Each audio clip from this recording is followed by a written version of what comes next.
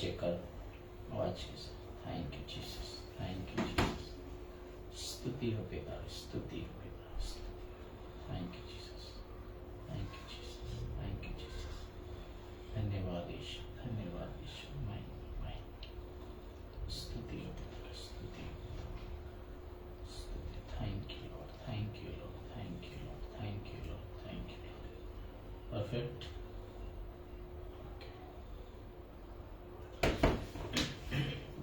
Okay दोस्तों, जय मसीह की सभी को प्रेज द लॉर्ड। प्रभु यीशु मसीह के नाम से आप सभी को हम इस लाइव शो में आपका स्वागत करते हैं। परमेश्वर ने हमको एक और मौका दिया आप लोगों के बीच में आकर के कुछ बातों को रखने के लिए, हम उसके लिए धन्यवाद देते हैं।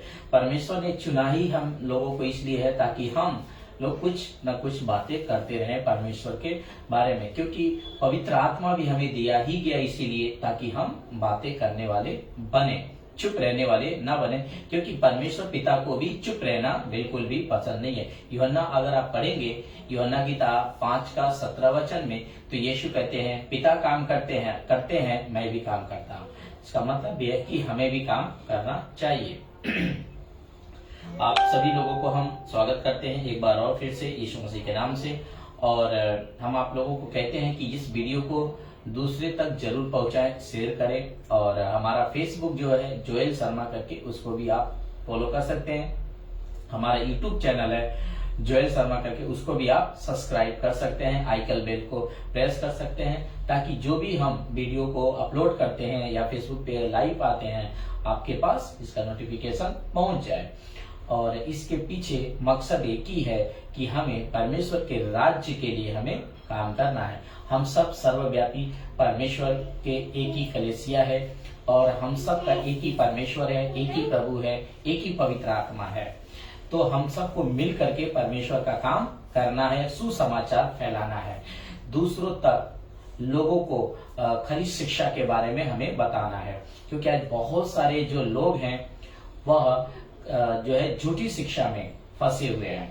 उद्धार भी हो गया उनका, वो लोग ना यीशु के पास आ गए हैं, बाइबल भी पढ़ते हैं, चर्च भी जाते हैं, फिर भी वो फंसे हुए हैं कुछ गलत शिक्षा में। और वो गलत शिक्षा किसकी वजह से है? कुछ पास्टरों के वजह से। जैसे कि उनमें से मैं भी एक व्यक्ति हूं, जो मैं भी किसी गलत पास्टर के हाथ में मैं भी फंसा हुआ था। तो मेरा कहने का मतलब है कि परमेश्वर ने हमें पवित्र आत्मा दिया और हमारा उद्धार हुआ 2019 में, और 2019 में हमारा उद्धार हुआ और हम बातों को समझे 2020 में। ठीक है, 2020 में हमने बातों को समझा, और तब से लेकर आज तक हमने ये बातों को समझने के बाद हम कोशिश करते हैं कि दूसरे जो प्रभु में विश्वास करके आते हैं वो लोग भी बातों को समझे। लेकिन हम कब समझेंगे? जब हम अपने आप को नम्र करेंगे, जब हम कोई बातों को सुनेंगे नम्र होकर के, तभी हम कोई बात को समझ पाएंगे या जान पाएंगे। अगर हम समझते हैं कि नहीं, मैं तो बाइबल को समझ चुका हूं, मैं तो यीशु को जान चुका हूं, तब हम कभी भी परमेश्वर के बातों को नहीं समझ पाएंगे। हम कितना भी ज्ञानी हो जाए, कितना भी बाइबल को पढ़ लेते, फिर भी हमें उसमें से सीखना ही पड़ता है। हर रोज हम कुछ न कुछ परमेश्वर हम लोगों से बातें करते हैं वचनों से ही। याद रखिए, उत्पत्ति से किताब से लेकर के और प्रकाशित वाक्य तक, इसमें से 2 भाग है, एक है नया नियम और दूसरा है पुराना नियम। आपको जब भी परमेश्वर को अगर कुछ बात करना रहेगा तो इस बाइबल के बाहर कभी परमेश्वर आपसे बात नहीं करेंगे।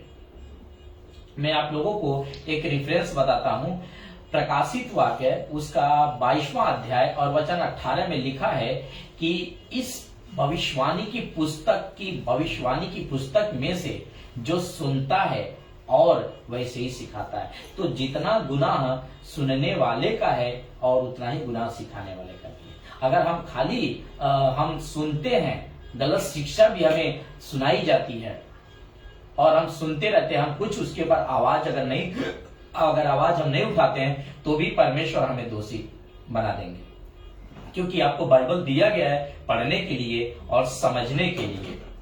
आप किसी पास्टर को आप सुनते हैं, ठीक है, कोई बात नहीं, लेकिन आप भी बाइबल को पढ़ा करें, बाइबल को बातों को समझा करें। परमेश्वर आपसे बातें करेंगे। जब आप बाइबल को पढ़ेंगे तो आप बाइबल को ठीक से पढ़ा करें ताकि बातों को समझ पाए। आज बहुत सारी गड़बड़ियां हैं, बाइबल में गड़बड़ी नहीं है, लेकिन जो सिखा रहे हैं वो लोग गड़बड़ी कर रहे हैं। जो से चाहे वो प्रीचर हुए, चाहे वो पास्टर हुए, चाहे दास दासी हुए, कोई भी हुआ, वह जो सिखाते हैं वह उसमें गड़बड़ियां हैं। और गड़बड़ी सबसे ज्यादा आज देखेंगे मसीह के मार्केट में, यानी मसीह की देह में, तो सबसे ज्यादा दो बातों के ऊपर ही ज्यादा गड़बड़ियां हैं।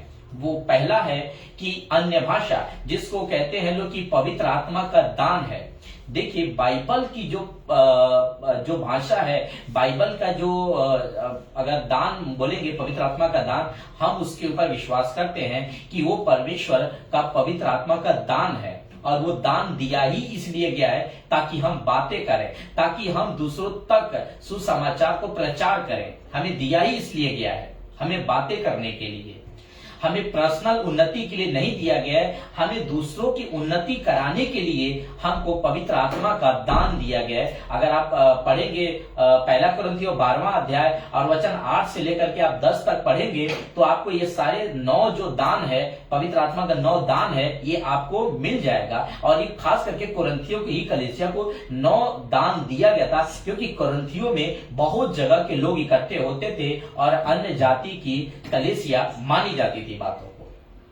और वहां पर बहुत सारे लोग आते थे, अलग अलग देशों से लोग आते थे और उनका उद्धार होता था। हाँ, तो वहां पे बहुत सारी गड़बड़ी भी होती थी। गड़बड़ियां वहां पर ये होती थी कि जिसको दान मिलता था वो बोलते ही रहता था और उसमें कोई डिसिप्लिन नहीं होता था, कोई उसका मेनू नहीं होता था, वो लोग बोलते ही रहते थे। और पौलुस ने इस लेटर को लिखा है खास करके कुरिन्थियों के ही कलीसिया को। आजकल के जो पास्टर लोग हैं वो क्या कहते हैं कि आपके पास अगर हिंदी बाइबल है तो आपको हिंदी में ही पढ़ना है, अगर तमिल है तो तमिल में पढ़ना है, आपको अगर जो है कि ग्रीक है तो ग्रीक में पढ़ना है। देखिए हमारा कहने का मतलब है, जब यीशु मसीह क्रूस के ऊपर चढ़ाए गए थे ना, और उनके ऊपर एक तख्ती लगाई गई थी। आप लोग को याद होगा कि जब यीशु मसीह क्रूस पर चढ़ाए गए थे तो उनके ऊपर एक तख्ती लगाई गई थी और उस तख्ती पर लिखा था कि ये यहूदियों का राजा। ठीक है, वहां पर लिखा था कि यहूदियों का राजा, और वो जो तख्ती पर लिखा गया था वो 3 भाषा में लिखा गया था।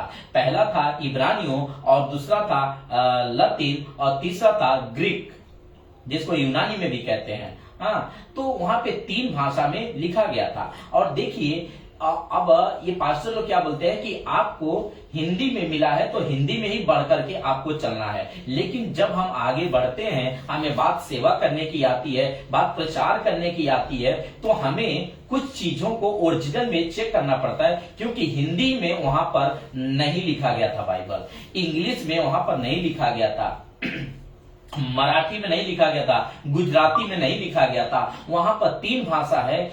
इसका मतलब है कि जब बाइबल को लिखा गया था तो मतलब ये 3 भाषा में तो कंप्लीट है, क्योंकि बाइबल प्रूफ करती है कि 3 भाषा में तो लिखा ही लिखा गया था।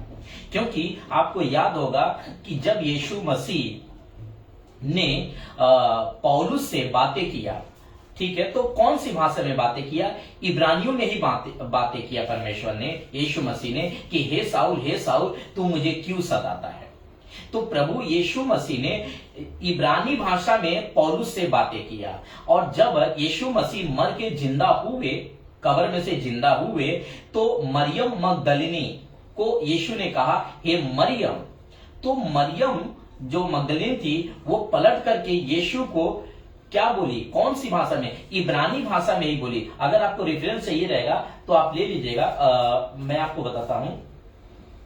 जहां पे पौलुस से प्रभु ने बातें किया इब्रानी भाषा में, प्रेरितों का काम उसका 26 का 14 में बातें किया इब्रानी भाषा में यीशु मसीह ने। और जब ये मरियम मगदलिनी ने यीशु से इब्रानी भाषा में बातें की कि हे लतीनी, मतलब कि हे, अर्थात उसका अर्थ होता है गुरु। ठीक है, तो वहां जो है कि मत्ती का किताब, माफ कीजिएगा बताता हूं, यूहन्ना का किताब 20 का 16 में। ठीक है, यूहन्ना 20 का 16 में मरियम मगदलिनी ने यीशु से कहा इब्रानी भाषा में। 20 का 19 में देखिए, थैंक यू जीसस। 20 का 16, ठीक है, 20 का 16 को पढ़ते हैं। देखिए लिखा, यीशु ने उससे कहा मरियम। उसने पीछे मुड़कर उससे इब्रानी में कहा रबुनी, अर्थात हे गुरु। रबुनी जिसको कहते हैं हे गुरु, ठीक है। तो इब्रानी में कहा, इसका मतलब है कि यीशु से और मरियम से जो बातें हुई वो पृथ्वी की भाषा थी। जो साउल से और यीशु से जब बातें हुई तो वो पृथ्वी की भाषा थी, इब्रानी भाषा, ठीक है। तो ये जब बाइबल वहां पे लिखा गया था तो ये हम समझ सकते हैं कि वहां पर 3 भाषा में तो कंप्लीट लिखा गया था। तो अगर हमें कुछ चेक करना है या कुछ जांचना है तो हमें ग्रीक में से जरूर हमें चेक कर लेना चाहिए। देखिए ग्रीक में से ही हम चेक कर सकते हैं कोई भी बातों को, तो उसमें से हमें कुछ साबुतें मिल जाती है। और एक और चीज देखेंगे कि जब यीशु मसीह क्रूस के ऊपर चढ़ाए गए थे, मत्ती का किताब हम निकालेंगे 27 का 25। पहले हम मत्ती 27 का 25, जब यीशु मसीह क्रूस पर चढ़ाए गए थे,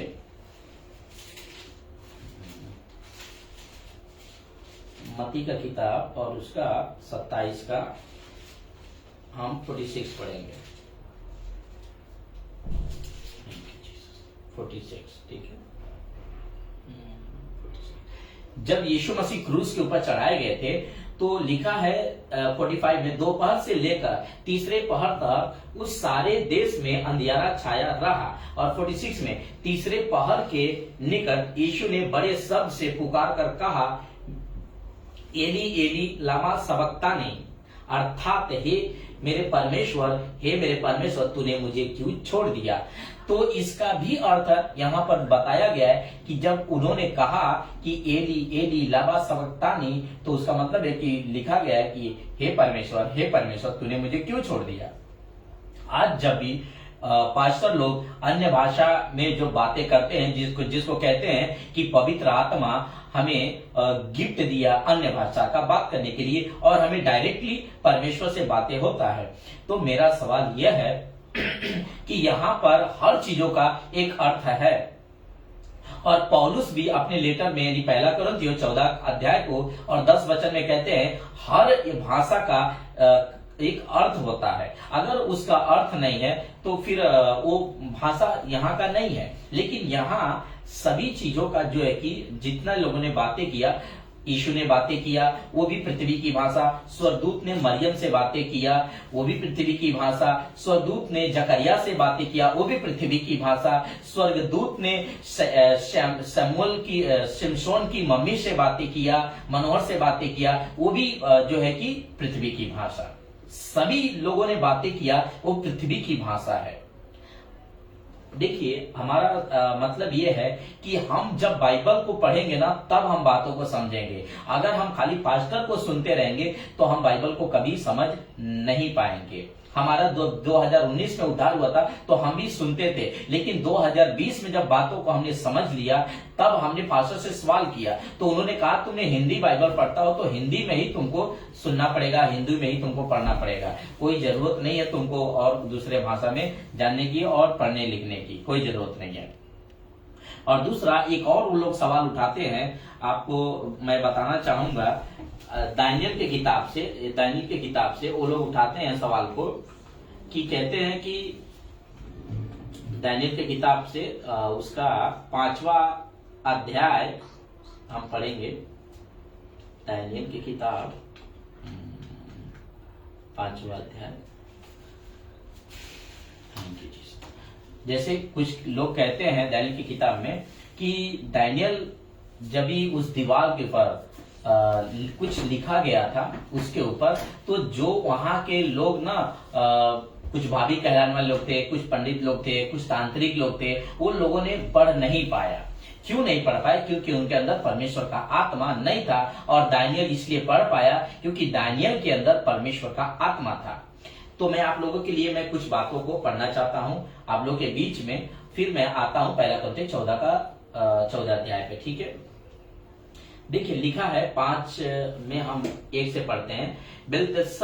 बेलतशस्सर नामक राजा ने अपने 1000 प्रधानों के लिए बड़ा भोज किया और उन हजारों लोगों के सामने दाख मधु पिया, और दाख मधु पीते पीते बेलतशस्सर ने आज्ञा दी कि सोने चांदी के जो पात्र उनके पिता नबूकदनेस्सर ने यरूशलेम के मंदिर में से निकाल ले थे, उन्हें लाया जाए कि राजा अपने प्रधानों और रानियों और रखेलियों समेत उनमें पिए। ठीक है, तब जो सोने के पात्र यरूशलेम में परमेश्वर के भवन में मंदिर में से निकाल लाए थे, वो लाए गए, और राजा और प्रधानों और रानियों और रखेलियों उनमें पीने लगे। ठीक है, तो जो पात्र परमेश्वर के मंदिर में जो बर्तन रखा गया था, जो सोना का बर्तन रखा गया था, वो सब बंधुआई के समय में जब नबूकदनेस्सर ने बंधुआई करके लेके आया था, तो उसमें से वो बर्तन भी लेके आया था, तो ये रखा था। तो ये जो उनका बेटा है ये बेटा है जो उनका नाम है बेलतशस्सर, ये बेटा जब वो मर गए, उसके बाद से ये बेटा जब राजा बना, तो ये उसने एक भोज किया, और भोज में उसने 1000 प्रधानों का एक निमंत्रण दिया, और उसमें ये बैठ करके अपने भी पिया, उन लोगों को भी दारू पिलाया। ठीक है, दाख मधु पिलाया, और पीते पीते ये लोगों ने, एक राजा क्या बोल बैठा कि अब लाओ जो यरूशलेम से परमेश्वर के भवन का जो बर्तन है जो मेरे पिता ने बंधुआई में लाया है, हम उसमें डाल करके पिएंगे। ठीक है, अब देखिए जब वो पी रहे थे तो लिखा है 4 वचन में, वो दाख मधु पीते पीते सोने चांदी पीतल लोहे काठ पत्थर के देवताओं की स्तुति करते रहे। हाँ, ये करते रहे। जब ये ऐसा कर ही रहे थे, तब वचन 5 में लिखा है कि उसी घड़ी मनुष्य के हाथ की सी कई उंगलियां निकल कर दीवार के सामने, यानी दीवार के ऊपर राज मंदिर की दीवार के चूने पर कुछ लिखने लगी, और हाथ का जो भाग दिख रहा था वह राजा को दिखाई पड़ा।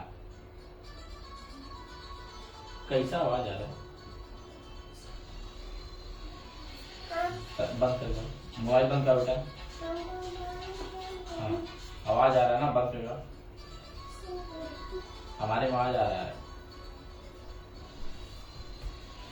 ठीक है, तो लिखा है 5 में, किसी घड़ी मनुष्य के हाथ की कई उंगलियां निकलकर दीवार के सामने राजमंदिर की दीवार के चूने पर कुछ लिखने लगी, और हाथ का जो भाग लिख रहा था वह राजा को दिखाई पड़ा।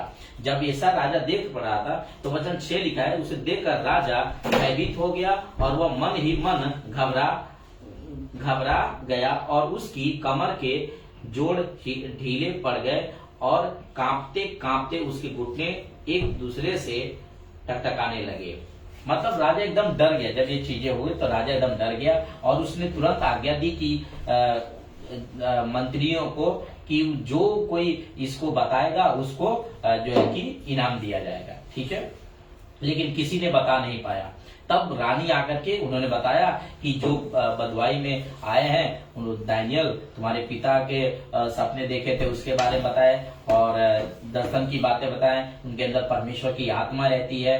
तो दानियल को भी बुलाया गया, और दानियल ने उनको बताया, राजा को बताया, देखिए क्या लिखा है, वो क्या बताया, और वहां पर क्या लिखा था। लिखा था 25 वचन में, 5 का 25 में जो शब्द लिखे गए थे वो ये है, मने तकेल, और उप सेन। 26 में उस लेखे का अर्थ यह है, मने अर्थ परमेश्वर ने राज्य, मने का मतलब है परमेश्वर ने तेरे राज्य के दिन गिनकर उसका अंत कर दिया। तो इसका भी अर्थ है, मतलब बिना अर्थ का कुछ भी नहीं है। इससे हम ये बात को सीख सकते हैं कि इसका भी अर्थ है। लेकिन अब हमारा सवाल इस बात का है कि पास्टर जो बोलते हैं या विश्वासी लोग जो बोलते हैं, क्या उनके पास कोई अर्थ है? मेरा सवाल इस बात का है कि जो आप बोलते हो रबा रबा रबा रबा ऐसा रटते रहते हो, इस अखा रखा दखा रखा ऐसा आप रटते रहते हो, तो क्या इसका कोई अर्थ है? क्या आप इसको कुछ समझ पा रहे हो? डैनियल ने इस बात को समझ रहा था कि क्या लिखा हुआ है, और उसने राजा को बाकायदा समझा दिया कि राजा साहब, आपका जो राज्य है परमेश्वर ने गिन करके आपके हाथ से निकाल करके मादी फरीसियों को दे चुका है। परमेश्वर ने, ये बातें वहां पर हो रही थी। आप कुछ लोग इसी वचन को उठा के बोलते हैं कि देखो वहां पर दानियेल ही समझ पाया, बाहर के लोग नहीं समझ पाए। इसका मतलब मालूम है ये लोग क्या कहना चाहते हैं कि विश्वासी बनने के बावजूद भी इनके अंदर परमेश्वर का आत्मा नहीं है, इसीलिए ये लोग अन्य भाषा को नहीं समझ पा रहे हैं कि मैं क्या बोल रहा। इनके हिसाब से, मेरे हिसाब से तो जिस दिन उद्धार होता है उसी दिन पवित्र आत्मा हमको दे दिया जाता है, क्योंकि पवित्र आत्मा ही बताता है कि यीशु मसीह प्रभु है। क्योंकि बिना पवित्र आत्मा को कोई यीशु को प्रभु कह के बुला ही नहीं सकता है, ये वचन में लिखा है क्लियर। लेकिन ये लोग क्या कहते हैं कि दानियेल के अंदर परमेश्वर का आत्मा था, इसलिए दानियेल बता पाया, लेकिन उनके पास जो मंत्री, जो तांत्रिक लोग आए थे, भविष्य कहनाने वाले लोग आए थे, उनके पास परमेश्वर का आत्मा नहीं था, इसलिए वो लोग नहीं बता पाए। देखिए, बुद्धि और ज्ञान और समझ की आत्मा जो केवल परमेश्वर के पास है, और परमेश्वर जिसको चाहता है उसको देता है, और जिससे करवाना चाहता है परमेश्वर महिमा उसको देता भी है। परमेश्वर वो परमेश्वर की मर्जी से ही मिलता है। उसी तरह पवित्र आत्मा तय करता है कि किसको कौन सा दान देना है, ये पवित्र आत्मा तय करता है, हमारा ये तय किया हुआ नहीं है। हम कितना भी मांगते रहेंगे, हम कितना भी बोलते रहेंगे, हमें कुछ मिलने वाला नहीं है। लेकिन जो भाषा आज चर्चों में बोली जाती है, वो भाषा एक्चुअल में जो पास्टर लोग बोलते हैं, वो भाषा लूसीफर का ही है, वो पवित्र आत्मा का दान है ही नहीं है। क्योंकि पवित्र आत्मा का जो दान है वो तो परमेश्वर के राज्य की बढ़ोतरी के लिए है, कि दूसरों को आप सुसमाचार सुनाओ। मैं आपको वचन से ही मैं बात करूंगा, लेकिन मैं आपको ये बातों को समझाने के लिए बोल रहा हूं। देखिए, कुछ लोग ये भी बोलेंगे कि मेरा जो पास्टर है वो गलती तो कर ही नहीं सकता, क्योंकि वो तो इतना अन्य भाषा में बोलता है, मैं भी बोलती हूँ, और कितना चमत्कार होता है, ऐसा भी बोल सकते हैं। लेकिन मुझे आपसे एक और सवाल है कि जब मूसा और हारून ने मिस्रियों 6 लाख लोगों को लेकर के आ रहे थे, मैं एक बात और बोल दूं कि जो अन्य भाषा में पास्टर बोलते हैं, उनके पास भीड़ का भीड़ रहती है। 2 लाख भी हो सकते हैं, 1 लाख भी हो सकते हैं उनके चर्चों में। यहाँ 6 लाख भीड़ है।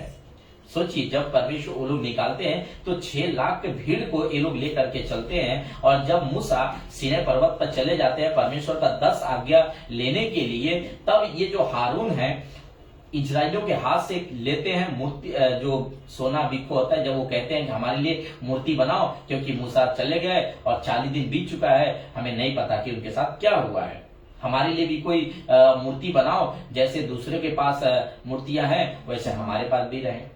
और उन्होंने क्या किया, लेकर के बकायदा उनके जो कान में का सोना होता है, अंगूठी होता है, मंगलसूत्र होता है, जो भी होता है, वो सब लेकर के उन्होंने ढालकर बकायदा एक बछड़ा को बना दिया। और जब बछड़ा को बना दिया तो इजरायली बोलते हैं, लो ये है हमारा ईश्वर जो हमें मिस्र से छुड़ा करके लेकर के आया। अच्छा, जब ये लोग ऐसा बोल रहे थे तो क्या करना चाहिए था हारून को रोकना चाहिए था वहां पर। लेकिन हारून ने रोका नहीं, हारून ने बल्कि क्या किया, उसके सामने, उस बछड़े के सामने एक वेदी भी बनाया और ये प्रचार किया कि कल यहोवा का पर्व है। अब सोचिए, इसमें अगर उस दिन इन इजरायलियों को अगर रोक दिया होता तो शायद वहां पे कुछ लोग मर गए, वहां पर लोग मरे तो नहीं होते। लेकिन उसमें गलती किसका हुई? हारून की। बड़ा पास्टर था ये।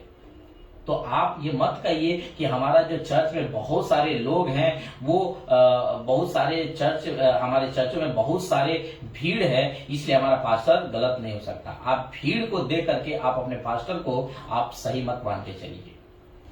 बाइबल से चेक करिए, बाइबल से मिलाइए, परमेश्वर से आप देखिए। कैसे चेक कर पाएंगे कि ये बंदा जो बोल रहा है वो सही बोल रहा है? वचन होना चाहिए उस जो बोल रहा है उसके बाद। अभी जब मैं बोल रहा हूं तो मैं वचन दिखा करके आपको बोल रहा हूं ना कि निर्गमन का किताब 32 अध्याय हमने 4 में ये बातें बोला, 4 और 5 में हमने बातों को बोला है कि उसने 4 वचन में कि उसने लेकर के बछड़ा को बनाया, और 5 वचन में उसने प्रचार किया कि कल यहोवा का पर्व है। हमने ये वचन से बातें किया। ये वचन होना चाहिए, कॉन्टेक्स्ट में होना चाहिए, बैठना चाहिए उन चीजों को। ठीक है, हम अब आते हैं 1 कुरिन्थियों 14 अध्याय के ऊपर। देखिए, हम बात करेंगे उसी के ऊपर। लिखा है 1 कुरिन्थियों 14 अध्याय और वचन 1 में, प्रेम का अनुसरण करो और आत्मिक वरदानों की धुन में रहो, विशेष करके यह कि भविष्यवाणी करो। ठीक है। पौलुस कहते हैं सबसे पहले तुम लोग ना आपस में प्रेम का अनुसरण करो और भविष्यवाणी करने मतलब क्या है कि किसी को सामने रख करके बातें करना उनसे। वचन 2 में लिखा है क्योंकि जो अन्य भाषा में बातें करता है वो मनुष्य से नहीं परंतु परमेश्वर से बातें करता है, इसलिए कि उसकी बातें कोई नहीं समझता क्योंकि वह भेद की बातें आत्मा में होकर के बोलता है। तो यहाँ पर है जो हाईलाइट है वो है बातें करने के ऊपर, ठीक है। अभी आप कहेंगे इसमें प्रॉब्लम क्या है, यहाँ पे तो लिखा है भेद की बात है, तो सच में यहाँ पे भेद है ना। अगर कोई भी बात का अगर समझिए मैं यहाँ पे बोल रहा हूं और आप समझ नहीं रहे हैं तो आपके लिए वो भेद होगा। अगर मैं हिंदी में बोल रहा हूं और आपको हिंदी नहीं आ रही है तो आप समझ ही नहीं रहे मैं क्या बोल रहा हूं। अगर आपको समझ में नहीं आ रहा है तो वो आपके लिए भेद है। लेकिन वही कोई आपको बता दिया कि ये बंदा जो बोल रहा है ये बातें बोल रहा है, तो वो क्या हो गया, भेद खुल गया और आप वो समझ गए। मतलब जो आप समझ गए वो भेद नहीं है, लेकिन जो आप बातों को नहीं समझ रहे हैं वो तो आपके लिए भेद ही रहेगा ना आपके लिए। ऐसे ही था कुरिन्थियों की कलीसिया में गड़बड़ी, ऐसे ही था। देखिए पौलुस 10 वचन में क्या बोलते हैं, आइए हम पहले पढ़ते हैं। पहला कुरिन्थियों उसका 14वां अध्याय और वचन 10 में, जगत में कितने ही प्रकार की भाषाएं क्यों ना हो परंतु लिखा है परंतु उनमें से कोई भी बिना अर्थ की नहीं होगी। मतलब जगत में कितना ही प्रकार की भाषा, 5,000 6,000 की जो भाषा है उन सभी भाषाओं में ऐसा कोई भी भाषा नहीं है जिसका अर्थ नहीं है, तो सभी अर्थ की भाषा है वचन का। इसलिए यदि मैं किसी भाषा का अर्थ न समझूं तो बोलने वाले के दृष्टि में परदेशी ठहरूंगा और बोलने वाला मेरे दृष्टि में परदेशी ठहरेगा। अगर आप बोल रहे हो और कोई बातों को नहीं समझ रहा है तो आप उसके नजर में परदेशी हो और आपके नजर में वो व्यक्ति परदेशी है। जब आप वो समझ ही नहीं रहा है तो आपको फायदा क्या हो रहा है, कोई फायदा नहीं हो रहा है। इस बात को आप ध्यान में रखिए। हम पढ़ेंगे 13 वचन को भी 12। इसलिए तुम भी जब आत्मिक वरदानों की धुन में हो तो ऐसा यत्न करो कि तुम्हारे वरदानों की उन्नति से कलीसिया की उन्नति हो। आप सोच के देखिए कि जब आपको कोई वरदान, पवित्र आत्मा कोई दान आपको करता है तो पर्सनल आपके लिए नहीं है, वो कलीसिया की उन्नति के लिए है, कलीसिया की बढ़ोतरी के लिए, कलीसिया की आत्मिक बढ़ोतरी के लिए है, आपके लिए नहीं है। आज कोई भी दान पवित्र आत्मा आपको अगर करता है तो आपकी बढ़ोतरी के लिए नहीं है, वो बल्कि दूसरे की उन्नति के लिए, वो कलीसिया की उन्नति के लिए। आपको प्रीच करना है, आपको गॉस्पेल प्रचार करना है, सुनाना है, लोगों को उद्धार में लाना है, मसीह की शिक्षा को प्रचार करना है। इसीलिए पवित्र आत्मा हमें दिया गया है। जब पतरस को और 120 लोगों को जब वहां पर पेंतिकोस्त के टाइम में पवित्र आत्मा उतरे थे उन लोगों 120 लोगों के ऊपर, और पहला टाइम जब पतरस जी ने प्रचार किया था तो 3,000 लोगों ने क्या किया था, विश्वास किया था। 3,000 लोगों ने एक झटके में उन लोगों ने विश्वास किया था। हमें बोलने के लिए दिया गया है पवित्र आत्मा। उन्होंने गवाही दिया था कि जिस मसीहा को तुम लोगों ने मार डाला उसी को परमेश्वर पिता ने जिला उठाया। तो बात को समझा करिए। पैतो किताब उसका 3रा अध्याय में लिखा है। तो यहां पर हम वचन को पढ़ेंगे अभी 16 को। नहीं तो यदि तू आत्मा ही से अगर धन्यवाद करेगा तो फिर अज्ञानी तेरे धन्यवाद पर आमिल है। अगर आप आत्मा में ही केवल अगर आप प्रार्थना कर रहे हो, क्योंकि इसका जो कॉन्टेक्स्ट है 13 वचन में लिखा है, इस कारण जो अन्य भाषा बोले वह प्रार्थना करे कि उसका अनुवाद भी कर सके। तो 13 वचन में लिखा है, अगर समझो आपको पवित्र आत्मा ने अन्य भाषा का दान दे दिया है, तो अगर आपको अनुवाद नहीं मिला है तो पौलुस कहते हैं कि पहले तुम प्रार्थना करो कि उसका अनुवाद तुम्हें मिले, उसके बाद से तुम क्या करो, कहीं पर बातें करो। लिखा है इस कारण जो अन्य भाषा बोले वह प्रार्थना करे कि उसका अनुवाद भी कर सके। वचन 14 और 15। इसलिए यदि मैं अन्य भाषा में प्रार्थना करूं तो मेरी आत्मा प्रार्थना करती है परंतु मेरी बुद्धि काम नहीं देती है। वचन क्या 15 में क्या चाहिए, क्या करना चाहिए? हमें आत्मा से भी प्रार्थना करना चाहिए और बुद्धि से भी प्रार्थना करना चाहिए। आत्मा से भी गाना चाहिए, बुद्धि से भी गाना चाहिए। आपको दान मिल गया है, लेकिन आप उस दान में आप प्रार्थना कर रहे हो, उस दान में आप बातें कर रहे हो, लेकिन आपको समझ में नहीं आ रहा है, कलीसिया को समझ में नहीं, तो आप कैसे प्रार्थना करोगे? क्या प्रार्थना करना है, कैसे प्रार्थना करना है, क्या बोलना है, क्या नहीं बोलना है? आप उसी भाषा में जो मिला है, जो दान मिला है, आप उस दान में बोलते जा रहे हो, बड़बड़ बड़बड़ बड़बड़ बड़बड़ बड़बड़ बड़बड़ बोलते जा रहे हो, लेकिन सामने वाला कुछ नहीं समझ रहा है, आप कुछ नहीं समझ रहे हो क्या बोल रहा है, तो क्या फायदा? उससे फायदा क्या है? क्या उन्नति हो रही है? आज भी तो कलीसिया में ऐसा ही बोला जाता है, रबा रबा रबा रबा रबा रबा बोलते रहते हैं, लेकिन उससे ना तो वो समझते हैं कि मैं क्या बोल रहा हूं, ना तो कलीसिया समझती है कि ये क्या बोल रहा है। ये बात को समझा करिए आप। वचन 17 लिखा है, तू जो भली भांति धन्यवाद करता है परंतु दूसरे की उन्नति नहीं होती। अब देखें, आपको दान तो मिल गया, तो आप भली भांति परमेश्वर को धन्यवाद करते हो कि हाँ परमेश्वर धन्यवाद कि आपने हमको अन्य भाषा का दान दे दिया, लेकिन उससे दूसरे का क्या फायदा हो रहा है, दूसरे का क्या उन्नति हो रहा है?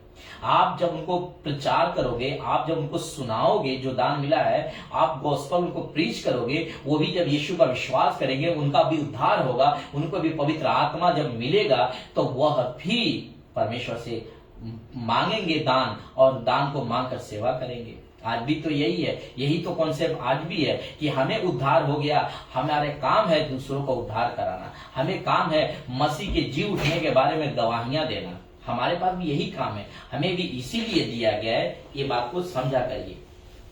लिखा है 19 में, परंतु कलीसिया में अन्य भाषा में 10,000 बातें करने से यह मुझे और भी अच्छा जान पड़ा कि दूसरों को सिखाने के लिए बुद्धि से 5 ही बातें करो। पौलुस कहते हैं, मुझे लिखा है 18, मैं अपने परमेश्वर का धन्यवाद करता हूं कि मैं तुम सबसे अधिक अन्य भाषाओं में बोलता हूं, तुम सबसे ज्यादा मैं अन्य भाषा में बोलता हूं, लेकिन उससे भी मुझे और अच्छा जान पड़ा कि मैं 10,000 बातों करने से अच्छा है मैं बुद्धि से 5 ही बातें करके मैं कलीसिया का क्या कर पाऊं, अच्छा दूसरों को सिखाने के लिए बुद्धि से 5 ही बातें करो। आप समझे? हे भाइयों, वचन 20 में पढ़ा, हे भाइयों तुम समझ में बालक न बनो, बुराई में तो बालक रहो परंतु समझ में सियाने बनो। 21 व्यवस्था में लिखा है कि प्रभु कहता है, मैं अपरिचित भाषा बोलने वाले के द्वारा और पराये मुख के द्वारा इन लोगों से बातें तो करूंगा, तो बातें करूंगा तो भी वो मेरी ना सुनेंगे। अब ये लोग कौन हैं? ये लोग परमेश्वर के लोग हैं, यानी यहूदी, इजरायली, ये लोग हैं कि यीशु मसीह के बारे में ये गवाही देंगे। आज भी बहुत सारे यहूदी लोग यीशु मसीह को ग्रहण कर चुके हैं, लेकिन बहुत लोग नहीं ग्रहण किए हैं। तो प्रभु यहीं पे ही बता रहा है कि ये लोग मेरे गवाह बनेंगे कि मैं मरा था, मैं वही मसीहा था जो आया था यरूशलेम में, और तुम लोगों के बीच में मैं गलील में पला बड़ा था, और मैं 33.5 साल पृथ्वी पर रहा, उसके बाद मैं क्रूस पर मर गया, मैं जी उठा। ये लोग गवाही देंगे। कौन? अपरिचित लोग, क्योंकि परमेश्वर के पहिल लौटा ये इजरायली ही लोग तो हैं, यही लोग तो हैं। और परमेश्वर ने हम लोगों का उद्धार किया, हम लोग को पवित्र आत्मा दिया, यानी अन्य जातियों को। तो मैं ये कहना चाहता हूं कि परमेश्वर कहते हैं कि मैं हम लोगों से बातें करेंगे, लेकिन ये लोग विश्वास नहीं करेंगे। बहुत लोग नहीं मानते, आज बहुत लोग नहीं विश्वास करते, क्योंकि इस कब्र में से 2 में से निकला था, एक था झूठ और एक था सच। तो जितना सच फैला था उससे ज्यादा झूठ भी फैला था, लेकिन आज परमेश्वर का धन्यवाद है कि आज सच भी मार्केट में है और झूठ भी है, दोनों साथ साथ चल रहा है। हमारा काम है जांचना, परखना, क्योंकि हमें परमेश्वर ने बाइबल दिया हमारे हाथ में, हम पढ़ सकते हैं। हम खाली सुनने वाले क्यों बने? हम भी जब किसी को सुनते हैं तो हम बाइबल से चेक करते हैं, बाइबल से मिलाते हैं इन चीजों को, तब आज हम आपके सामने बातें कर पा रहे हैं। लिखा है वचन में 22 में, इसलिए अन्य भाषाएं, देखिए ऐसा नहीं लिखा है कि भाषा, लिखा है भाषाएं। जब आप ऐसा पढ़ेंगे बाइबल तब तो आपको समझ में आएगा, नहीं तो आप भाषाएं को आप भाषा बनाकर पढ़ेंगे तो कहां से आप बात को समझ पाएंगे। सिंगुलर भी होता है और प्लूरल भी होता है, एक से ज्यादा भी होता है और एक भी होता है। ये है प्लूरल, एक से ज्यादा, नॉट सिंगुलर। लिखा है 22, इसलिए अन्य भाषाएं विश्वासियों के लिए नहीं है परंतु अविश्वासियों के लिए चिन्ह है। ये उनके लिए चिन्ह है, ये उनके लिए, अविश्वासियों के लिए चिन्ह है कि मैं उनके भाषा में, परमेश्वर ने हमको एक गिफ्ट दिया कि मैं उनको वचन का प्रचार कर पाऊं। अभी देखिए हमको तमिल नहीं आता है, लेकिन अगर परमेश्वर हमें यूज करता है अगर तमिल के लोगों में प्रचार करने के लिए, तो वो उसकी मर्जी है, पवित्र आत्मा का वो तय है, हमारा नहीं है। वो पवित्र आत्मा हमें अगर यूज करना चाहते हैं तो बिल्कुल यूज करेंगे। हम कौन होते हैं रोकने वाले या रुकाने वाले? बिल्कुल नहीं। ये बातें हैं कि हमें अगर परमेश्वर ने हमको ये भाषा, तमिल का भाषा दिया है, तो हम तमिल में क्या करेंगे? सबसे पहले उसको समझेंगे, उसके बाद से हम उसको प्रचार करेंगे, अनुवाद के साथ प्रचार करेंगे। लेकिन अभी अनुवादक तो हैं, अभी उस दान की कोई जरूरत भी नहीं है, क्योंकि अभी अनुवादक है। अभी कहीं भी कोई भी भाषा प्रचार होता है तो उसका अनुवादक साथ में रहते हैं, उनका ट्रांसलेट करके उनको समझाते हैं बातों को। तेज होता नहीं, हम डायरेक्ट पढ़ते हैं 26 को। इसलिए भाइयों क्या करना चाहिए? जब तुम इकट्ठे होते हो तो हर एक के हृदय में भजन, उपदेश या अन्य भाषा का प्रकाशन या अन्य भाषा का अर्थ बताना रहता है। सब कुछ आत्मिक उन्नति के लिए होना चाहिए। लिखा है ना कि हे भाइयों, लिखा है इसलिए भाइयों क्या करना चाहिए? क्वेश्चन मार्क है। जब तुम इकट्ठे होते हो तो, सभी भाइयों जब आप इकट्ठे होते हो कलीसिया में, एक जगह पर आप इकट्ठे होते हो तो हर एक के हृदय में भजन होना चाहिए, उपदेश होना चाहिए, अन्य भाषा का प्रकाश होना चाहिए या अन्य भाषा का अर्थ बताना रहता है। तो आज कितने पास्टर लोग आज कलीसिया में जब इकट्ठे होते हैं तो वो अन्य भाषा का अर्थ को बताते हैं। भला आप पूछेंगे तो वो कहते हैं कि इसको समझने की जरूरत ही नहीं है, इसे समझने के लिए दिया ही गया नहीं है। मैं बात करता हूँ रबा रबा रबा रबा, ईसा खा रखा दखा रखा, ऐसा 2-2 घंटा मैं बात करता हूँ और कहते हैं कि मुझे बहुत सुकून मिलता है, मुझे, मेरे को परमेश्वर ने इस भाषा के द्वारा ना बहुत कुछ दर्शन दिखाया, बहुत कुछ घटना के बारे में परमेश्वर ने बताया और बिल्कुल वैसा ही हुआ। क्या इस भेष के ऊपर आप ये बात को विश्वास करते हैं कि ये दान पवित्र आत्मा का दान है? तो आप गलत हैं, आप बिल्कुल गलत हैं, क्योंकि आपने उसको कभी चेक नहीं किया कि वो दान, वो ताकत, वो सुकून आपको कहां से मिल रहा है। आपको बाइबल से चेक करना है, क्योंकि पौलुस यहाँ पर स्पष्ट कह चुके हैं कि आप जो भी बोलते हो उसको समझ में आना चाहिए, उपदेश करने, इसको समझाना चाहिए, सब अर्थ बताना होता है। देखिए लिखा है ना वचन 26 में कि अन्य भाषा का अर्थ बताना रहता है और सब कुछ आत्मिक उन्नति के लिए होना चाहिए, सब कुछ आत्मिक उन्नति के लिए होना चाहिए। 27 बताए, यदि अन्य भाषा में बातें करनी हो तो 2 या बहुत हो तो 3 जन बारी बारी से बोले, बारी बारी से बोले। और फिर आगे क्या लिखा है? बारी बारी बोले और एक व्यक्ति उसका अनुवाद करे। आज जब चर्चों में 1-2-3 जन बोलते हैं तो क्या वहां पर एक व्यक्ति खड़ा होकर अनुवाद करता है क्या?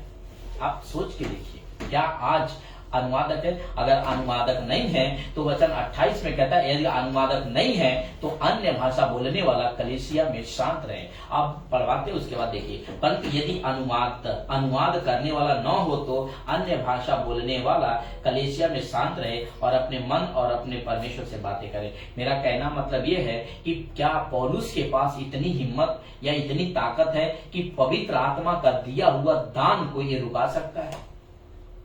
पौलुस रुका सकता है? बिल्कुल नहीं, ऐसा नहीं है। पौलुस रुकाने के लिए नहीं बोल रहा है, पौलुस ये बोलना चाह रहे हैं यहाँ पर कि जो भी आप बात कर रहे हो ना, कलीसिया को समझ में आना चाहिए। आप बारी बारी से बोलो, 2 बोलो, 1 बोलो, 3 बोलो, लेकिन बारी बारी से बोलो। लेकिन एक व्यक्ति वहां पर अनुवाद होना चाहिए कि ये बंदा क्या बोल रहा है, ये बंदा क्या बोल रहा है, ये उसको बताने का मतलब है। पौलुस जी का बताने का मतलब है कि आप जो भी बोल रहे हो सामने वालों को समझ में आना चाहिए बातों को, नहीं तो आप शांत रहा करो चुपचाप। अच्छा, कुछ लोग बोलते हैं कि पौलुस तो कहते हैं कि ये अन्य भाषा बोलने वालों को मना ही मत करो। ठीक है ना, मेरा भी आपसे सवाल है कि क्या पौलुस अपनी ही बातों को कॉन्ट्रडिक्ट करेगा कि एक जगह बोलता है कि अन्य, जब तक अनुवाद नहीं है तब तक अन्य भाषा बोलने वाला शांत रहे, और एक जगह बोलता है कि अन्य भाषा बोलने वालों को मना मत करो। कैसे पौलुस मना करेगा? कहां मना कर रहा है पौलुस? पौलुस ने तो मना ही नहीं किया ना, यहाँ 28 में भी तो मना नहीं किया। वो तो कहता है अगर अनुवादक नहीं है तो शांत रहा करो, और तब वहां पे कहता है कि अन्य भाषा बोलने वाले, अगर समझिए वो लोग मना करेंगे तो गॉस्पेल प्रीच कैसे करेंगे, सुसमाचार प्रचार कैसे करेंगे लोग? पवित्र आत्मा उनको HDFC बैंक स्मार्ट हब व्यापार पर 250 रुपए प्राप्त हुए। जा करके दूसरों को सुसमाचार का प्रचार करते थे। बात को समझिए कि यहाँ पर ज्यादा फोकस क्या है, क्योंकि पवित्र आत्मा कोई भी दान ऐसे ही नहीं देता है। पवित्र आत्मा कोई भी दान आपको यूं ही नहीं देता कि आपकी उन्नति के लिए, कलीसिया की उन्नति के लिए। यीशु मसीह ने जब क्रूस के ऊपर मरा तो वह अपने लिए नहीं मरा, वो पूरे विश्व के लिए मरा।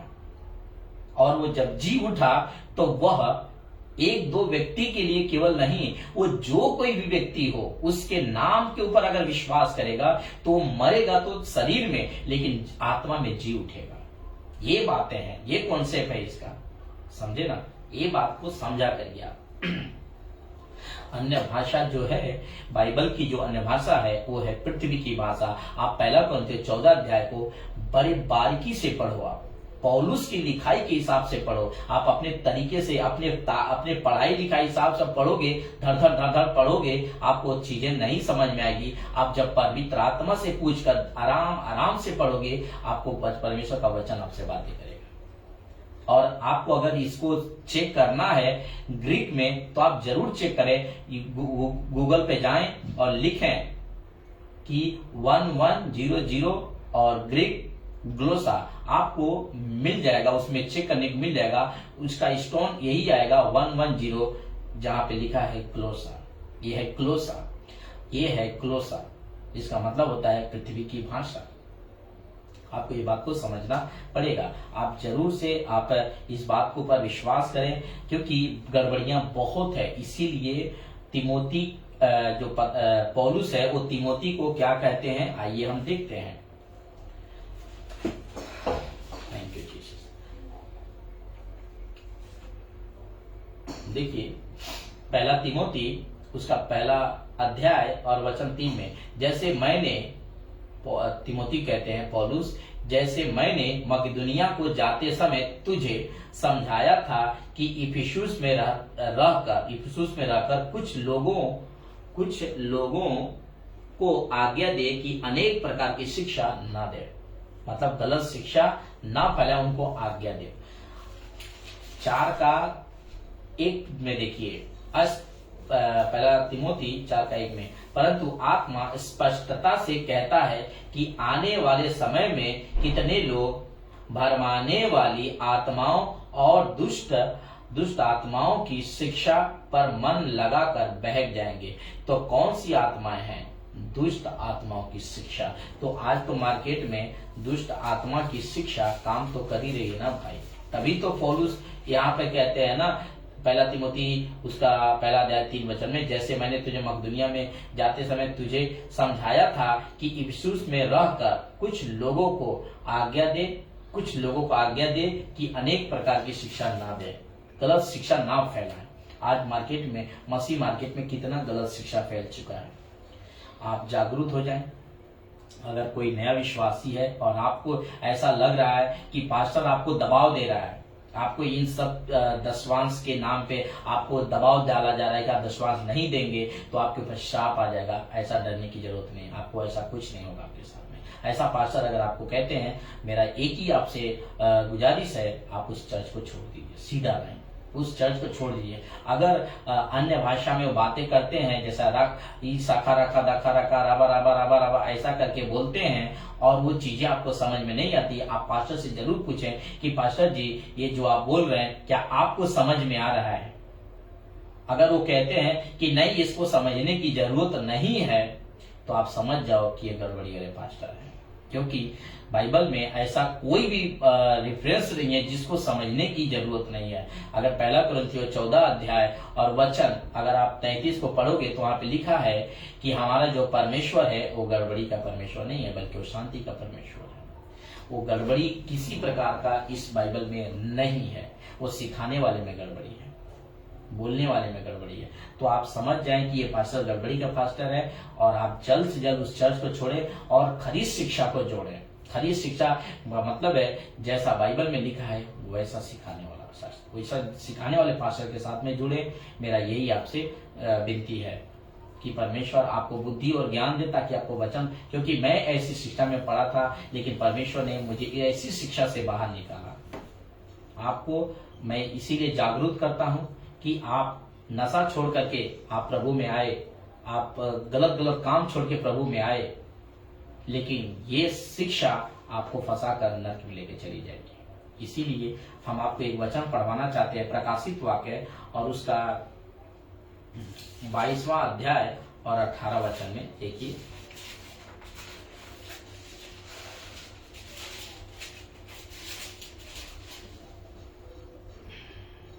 मैं हर एक को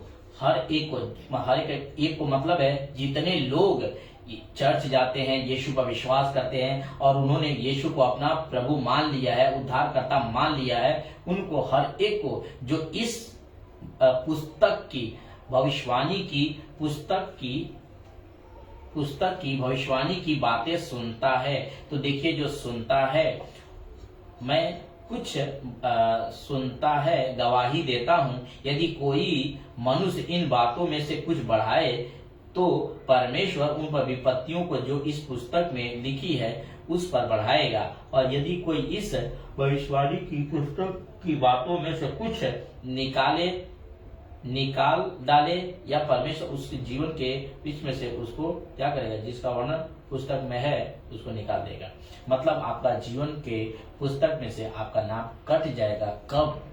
जब आप इसमें से अगर आप कुछ बढ़ाओगे या कुछ एक्स्ट्रा जोड़ोगे तो जो चीजें बाइबल में नहीं है अगर आप उसको सिखा रहे हो और यदि आप उसको सुन भी रहे हो तो आपका उद्धार हो सकता है। आप जरूर इस बात को समझें, क्योंकि आपको परमेश्वर इसी वचन से आपको पूछेगा कि मैंने वचन दिया था ना सुनने वालों के लिए, जो इस भविष्यवाणी की बातों को सुनता है। तो आप सुन रहे हो ना उस पास्टर का, जो पास्टर रबा रबा रबा रबा बोल रहा है, आप सुन रहे हो ना, लेकिन आपने उसके ऊपर सवाल क्यों नहीं किया कि ये लिखे हुए के बाहर है, इस बाइबल के बाहर है। वो HDFC बैंक स्मार्ट हब व्यापार पर 50 रुपए प्राप्त हुए। लूसीफर का दान है, वो शैतान का दान है, वो पवित्र आत्मा का दान नहीं है, क्योंकि पवित्र आत्मा का दान समझने का दान है और उन्नति कराने का दान है, दूसरों का उन्नति कराने का दान है, परमेश्वर से मेल मिलाप कराने का दान है। समझ गए भाई? तो आप आशा करता हूं कि इन बातों को आप समझ पाए हैं और मैं उम्मीद करता हूं कि आप इस वीडियो को ज्यादा से ज्यादा शेयर करें। परमेश्वर आपको ब्लेस करे। और ऐसे बहुत सारे लोग आज गलत शिक्षा में पड़े हुए हैं, उनको पास्टर ने रखा है। बहुत सारे लोग पास्टर लोग विश्वासियों को धमकी देते हैं कि अगर तुम हमारे चर्च में बपतिस्मा लिए हो लेकिन अगर तुम छोड़ के गए तो तुम्हारे पास श्राप आएगा। और इसके वजह से कितने जो विश्वासी लोग हैं, वो जो नए विश्वासी लोग होते हैं जो बाइबल को नहीं पढ़ते हैं, वो डरे रहते हैं। लेकिन मैं उन लोगों के लिए मैं एक वचन पढ़ना चाहूंगा। रोमियो का किताब 8वां अध्याय वचन 1 में लिखा है, देखिए, अब जो मसीह यीशु में है उन पर दंड की आज्ञा नहीं, क्योंकि वो शरीर के अनुसार नहीं और आत्मा के अनुसार चलते हैं। तो जो मसीह यीशु में है उनके ऊपर कोई प्रकार का श्राप नहीं लगता, किसी भी का श्राप नहीं लग सकता है, क्योंकि आपको पता है पहला यूहन्ना 4:4 में लिखा है, परमेश्वर तुम्हारा है और जो तुम्हारे अंदर है ना, और जो संसार में है ना, उससे कहीं बड़ा तुम्हारे अंदर है।